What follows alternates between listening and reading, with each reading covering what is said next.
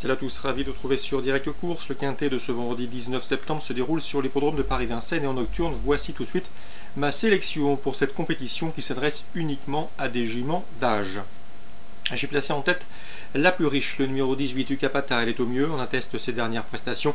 Elle a de la tenue et elle a prouvé qu'elle était compétitive à ce niveau. Dès lors, je la pense capable de rendre victorieusement la distance. Elle sera livrée par François-Pierre Bossuet. On lui opposera le numéro 12, Ufana de Nantaise. Certes, son unique sortie sur le parcours qui nous intéresse, celui de 2850 de la petite piste, s'est soldé par un échec. Cela dit, la jument est en forme, elle est compétitive à ce niveau, elle l'a prouvé à diverses reprises, et je la pense ici capable de se mettre en évidence, car il faut savoir que sa dernière fin de course sur les l'hippodrome d'Argentan n'est pas passée inaperçue. On lui opposera également le numéro 11, Tagada Castellet.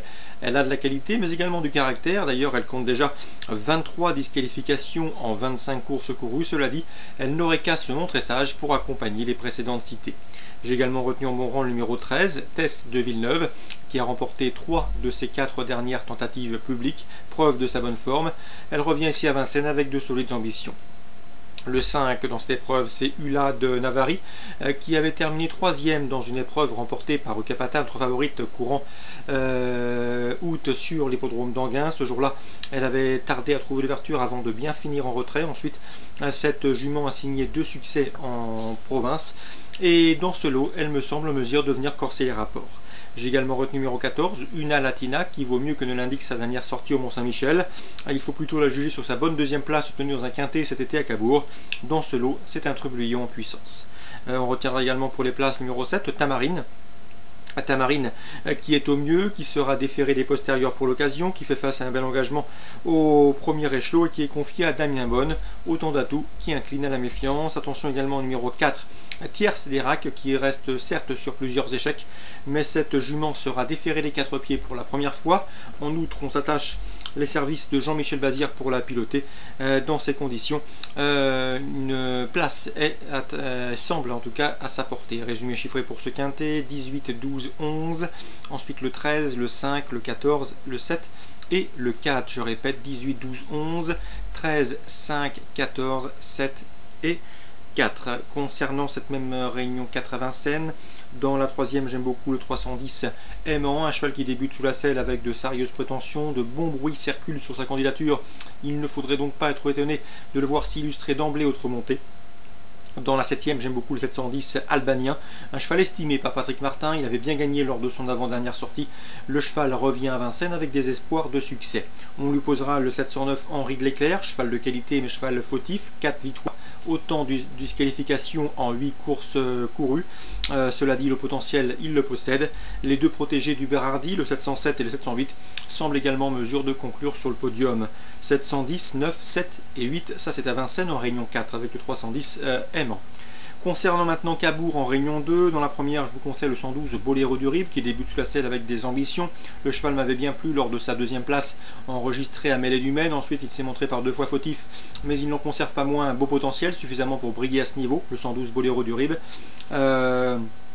Que je pense capable de débuter victorieusement sous la selle. Le 714 TGV Dumont, attention à lui, il a bien couru, bien fini dernièrement. C'était sur les programmes du Mont-Saint-Michel.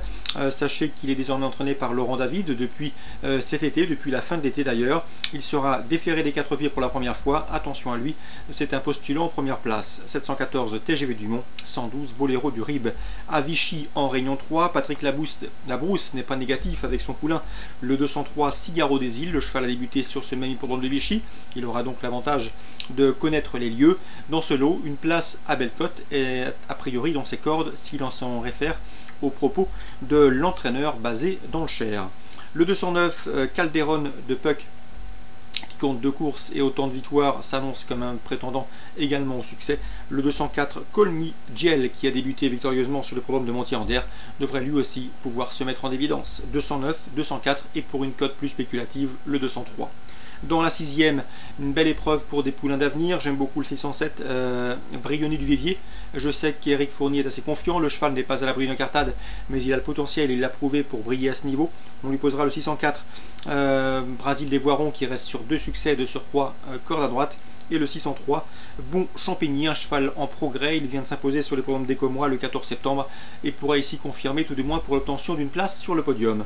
607, 4 et 3.